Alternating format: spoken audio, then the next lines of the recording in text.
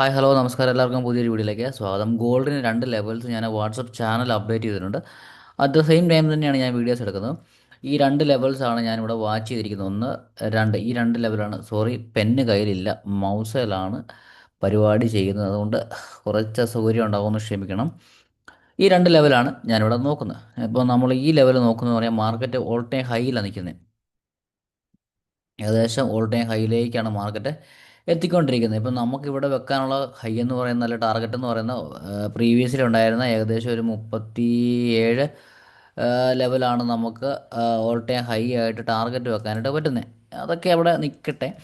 ഇവിടെ നമ്മൾ നോക്കുന്നത് അല്ലെങ്കിൽ പറയാൻ പോകുന്ന കാര്യം എന്ന് പറയുന്നത്, മാർക്കറ്റ് ഇപ്പോൾ റേഞ്ച് ബ്രേക്ക് ഔട്ട് ചെയ്യാനായിട്ടുള്ള ശ്രമങ്ങളാണ് നടത്തിക്കൊണ്ടിരിക്കുന്നത്. ഇവിടെ റേഞ്ച് ബ്രേക്ക് ഔട്ട് ഫേക്ക് ആവുമോ അല്ലെങ്കിൽ സസ്റ്റെയിൻ ആവുമോ എന്നൊന്നും നമുക്കറിയില്ല. എങ്ങനെയൊക്കെയാണ് അത് സസ്റ്റെയിൻ ആകാനുള്ള സാധ്യതകൾ കാണിക്കുന്നതെന്ന് മാത്രമേ നമുക്ക് എന്താ പറയുക നമുക്കൊന്ന് മനസ്സിലാക്കാനായിട്ട് പറ്റുള്ളൂ. ഏതൊക്കെ കണ്ടീഷൻസിൽ വന്നു കഴിഞ്ഞാൽ ആ ഒരു ബ്രേക്ക് ഔട്ട് സസ്റ്റെയിൻ ആയിട്ട് ഫർദർ ആയിട്ടുള്ള മൊമെൻറ്റ് നടത്തുമെന്ന് നമുക്ക് മനസ്സിലാക്കാം. അങ്ങനെയുള്ള മൊമെൻറ്റുകൾ നമ്മൾ എങ്ങനെയാണ് ഐഡൻറ്റിഫൈ ചെയ്യേണ്ടത്, അതിന് മുന്നേ നമ്മൾ എന്തൊക്കെ കാര്യങ്ങൾ നോക്കണം എന്നുള്ള കാര്യം കൂടെ ഞാൻ ഈ വീഡിയോ കൂടെ പറഞ്ഞു പോകുന്നുണ്ട്. വീഡിയോ പൂർണ്ണമായിട്ടും കാണാനായിട്ട് ശ്രമിക്കുക. അപ്പം നമുക്ക് തുടങ്ങാം.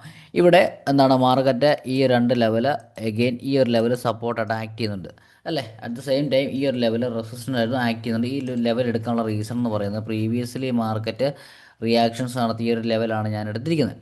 ആൻഡ് അഗെയിൻ നമ്മൾ ഇപ്പോൾ നടക്കുന്ന കറണ്ട് സിറ്റുവേഷൻ കൂടെ ഒന്ന് അനലൈസ് ചെയ്യുമ്പോൾ മാർക്കറ്റ് എങ്ങനെയാണ് ആ ലെവൽ ബ്രേക്ക് ചെയ്യാനായിട്ട് പോകുന്നത്, ഇവിടെ നമുക്ക് പ്രോപ്പറായിട്ട് നല്ല രീതിയിലുള്ള ബയ്യേഴ്സ് ഈ ഒരു ലെവലിൽ ഉണ്ടെന്ന് മനസ്സിലാവും.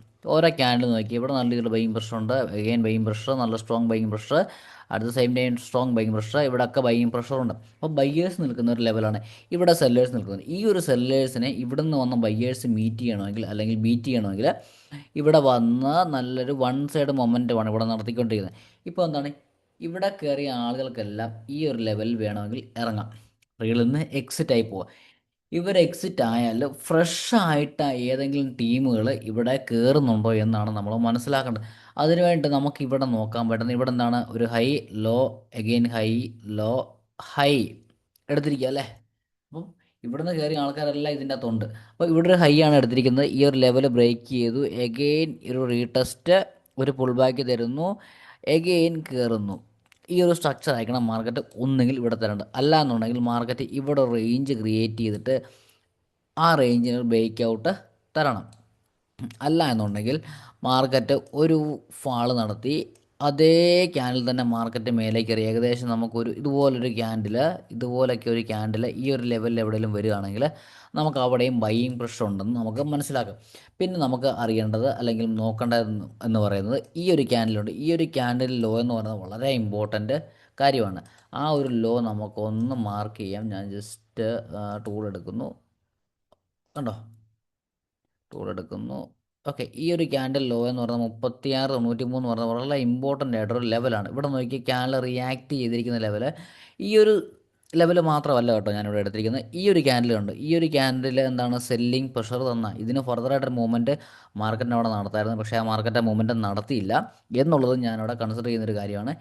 ഇവിടുന്ന് വേണമെങ്കിലും ഈ രണ്ട് ലെവൽ എടുത്തിട്ട് ഇതിനെ ഒന്ന് മാർക്കറ്റ് സൈഡ് വേസ് പോയി റേഞ്ച് ബ്രേക്ക് ഔട്ട് എടുത്തിട്ട് പോകാനുള്ള സാധ്യതയുണ്ട്.